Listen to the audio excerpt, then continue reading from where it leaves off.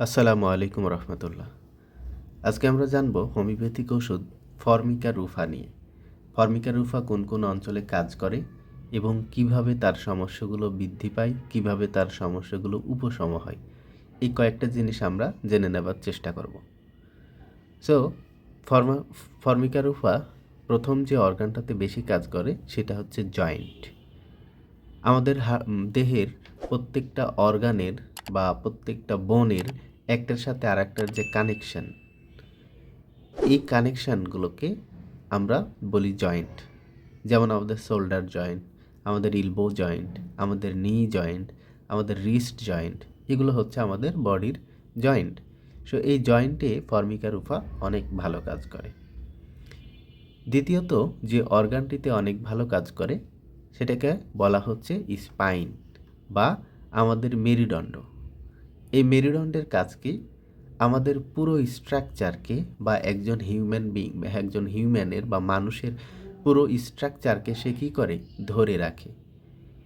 এই অর্গানটাকে আমরা বলি স্পাইন বা বাংলায় বলি মেরুদণ্ড। এই মেরুদণ্ডে অনেক ভালো কাজ করে। এরপরে লিভারে অনেক ভালো ভালো কাজ করে।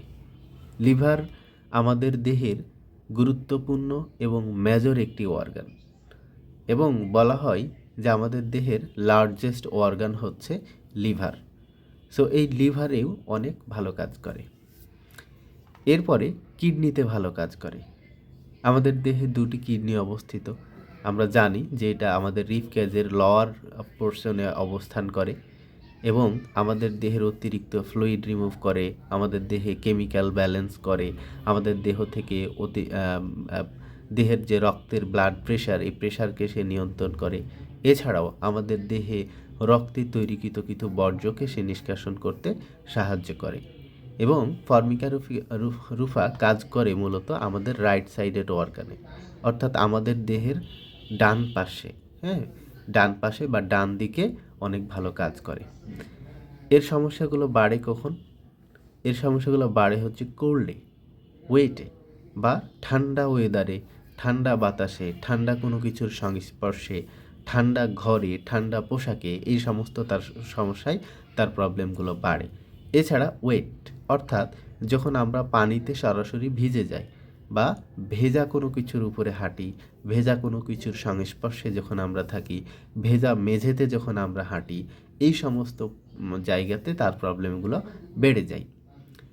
আরও প্রবলেম বাড়ে মোশানে।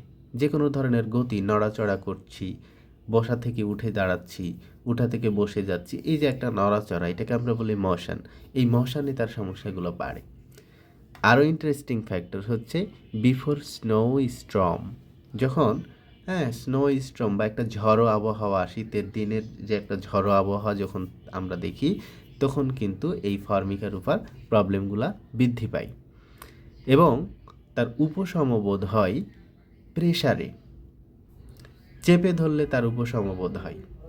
অর্থাৎ আপনার হয়তো হাতে ব্যথা হচ্ছে বা মাথায় পেইন হচ্ছে, সেই অর্গানটাকে যখন আপনি চেপে ধরবেন বা প্রেসার দিবেন, তখন তার প্রবলেমগুলো উপশম হয়।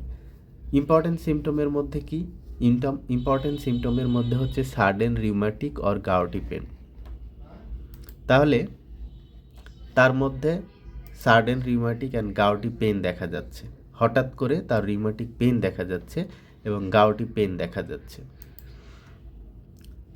যার মাধ্যমে আমরা এরপরে সিমটম দেখতে পাচ্ছি টেক কোল্ড ইজিলি, এবং অল্পতে তার সর্দিও লেগে যাচ্ছে।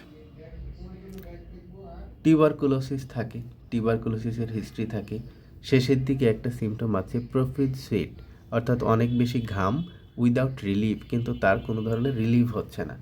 তার রিলেটেড রেমেডির মধ্যে রাস্টক্স এবং আর্টিকা ইউরেন্স অন্যতম। ধন্যবাদ, আজকে এতটুকুই ছিল।